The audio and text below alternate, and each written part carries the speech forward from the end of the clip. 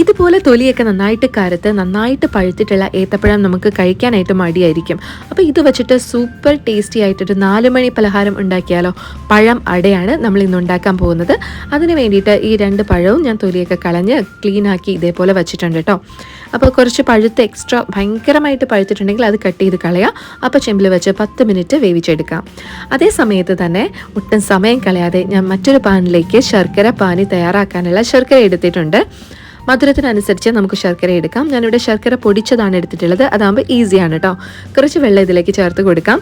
എന്നിട്ട് നന്നായിട്ടതൊന്ന് തിളപ്പിച്ചെടുക്കണം. നന്നായിട്ട് തിളച്ച ശേഷം ഒരു സ്റ്റീലിൻ്റെ അരിപ്പ എടുക്കുക. എന്നിട്ട് അതിലേക്ക് പാനി ചേർത്ത് കൊടുക്കാം. നന്നായിട്ട് അരിച്ചെടുക്കണം. അപ്പോൾ അതിലെ വേസ്റ്റൊക്കെ എന്തെങ്കിലും ഉണ്ടെങ്കിൽ നമുക്ക് ക്ലിയർ ആയിട്ട് തന്നെ അത് കിട്ടും. ഇത് മാറ്റി വയ്ക്കാം. കണ്ടോ, ഇപ്പോൾ ക്ലിയർ ആയിട്ടുള്ള പാനിയാണുള്ളത്. നമുക്ക് നല്ല ടേസ്റ്റി ആയിട്ടുള്ള ശർക്കര എടുക്കാനായിട്ട് ശ്രദ്ധിക്കാം കേട്ടോ. അപ്പോൾ ഈ ഒരു സമയം കൊണ്ട് പഴമൊക്കെ നല്ലപോലെ വെന്ത് വന്നിട്ടുണ്ട്. അപ്പോൾ അതും ഇവിടെ റെഡിയാണ്. ഇനി നമുക്കൊരു പാൻ എടുക്കണം. പാനിലേക്ക് നെയ്യാണ് ചേർത്ത് കൊടുത്തിട്ടുള്ളത്. നെയ്യാകുമ്പോൾ നല്ല ടേസ്റ്റിയാണ്, നല്ല ഫ്ലേവറാണ്. അതുകൊണ്ടിട്ടാണ് നെയ്യ് തന്നെ ചേർത്തിട്ടുള്ളത്. അതിലേക്ക് നമുക്ക് ആവശ്യത്തിനുള്ള തേങ്ങ ചേർത്ത് കൊടുക്കാം. നമ്മൾ എടുത്തിട്ടുള്ള പഴത്തിൻ്റെ എമൗണ്ടിൽ തന്നെ നമുക്ക് ഇവിടെ കോക്കനട്ടും ചേർത്ത് കൊടുക്കാം. അപ്പോൾ അതൊരു ബാലൻസിങ് ആയിരിക്കും കേട്ടോ. നന്നായിട്ട് ഇളക്കി കൊടുക്കുക.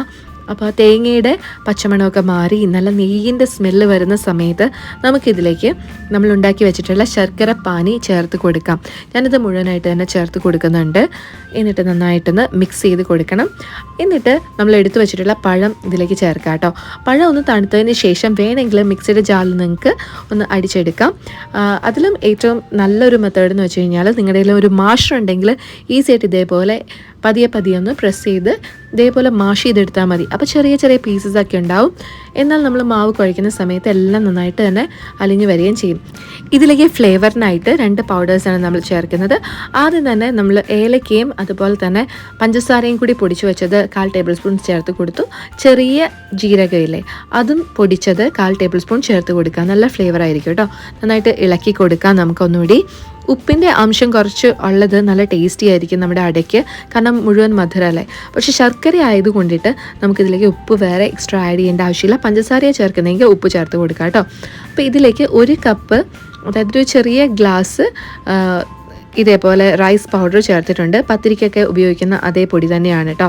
അരിപ്പൊടി തന്നെയാണ്. അതും കൂടി ചേർത്ത് നന്നായിട്ട് മിക്സ് ചെയ്ത് കൊടുക്കുകയാണ്. ഞാൻ ഈ ഒരു തവി വെച്ചിട്ട് തന്നെ നന്നായിട്ട് മിക്സ് ചെയ്ത് എടുത്തിട്ടുണ്ട്.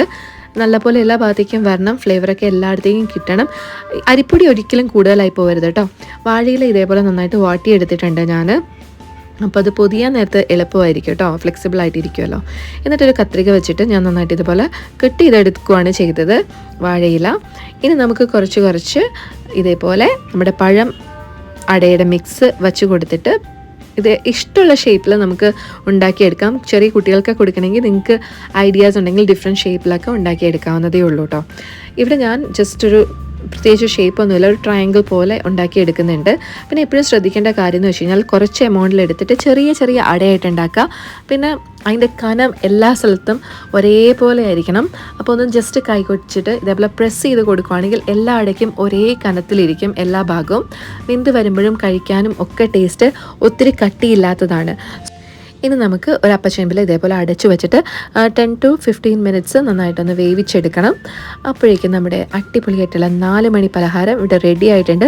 നമ്മൾ കളയാൻ വെച്ചിരുന്ന ആ ഒരു 2 കറുത്ത തൊലിയൊക്കെ ഉള്ള ബനാന വെച്ചിട്ട് അടിപൊളിയായിട്ടുള്ള ഒരു സൂപ്പർ വിഭവം ഇവിടെ റെഡി ആയിട്ടുണ്ട്. നല്ല ടേസ്റ്റാണ് കേട്ടോ. ചക്ക അടയേക്കാളും കൂടുതൽ ടേസ്റ്റിയാണിത്. ഇനി വാഴ ഇല ഇഷ്ടമല്ലെങ്കിൽ ഇടനയില വെച്ചിട്ടും നമുക്ക് ഉണ്ടാക്കിയെടുക്കാം. കുറച്ചും കൂടി ഫ്ലേവർ റിച്ച് ആയിരിക്കും. നല്ല സ്മൂത്തും ടേസ്റ്റും ഒക്കെയുള്ള സൂപ്പർ അടയാണ്. നല്ല ചൂടായതുകൊണ്ട് ഞാനിത് സ്പൂൺ വെച്ചിട്ട് കട്ട് ചെയ്ത് കഴിച്ച് നോക്കി. സൂപ്പർ ടേസ്റ്റിയാണ്. തീർച്ചയായിട്ടും നിങ്ങളും ട്രൈ ചെയ്ത് നോക്കുക. അപ്പോൾ ആദ്യമായിട്ടാണ് ചാനൽ കാണുന്നതെങ്കിൽ ഇപ്പോൾ തന്നെ സബ്സ്ക്രൈബ് ചെയ്യാം. 4 മണി പലഹാരങ്ങളൊക്കെ ഇഷ്ടപ്പെടുന്ന കൂട്ടുകാർക്ക് ഇന്ന് ഷെയർ ചെയ്ത് കൊടുക്കാനായിട്ട് മറക്കണ്ട. അടുത്തൊരു അടിപൊളി വീഡിയോയിൽ വീണ്ടും കാണാം. Children take care. Bye dears.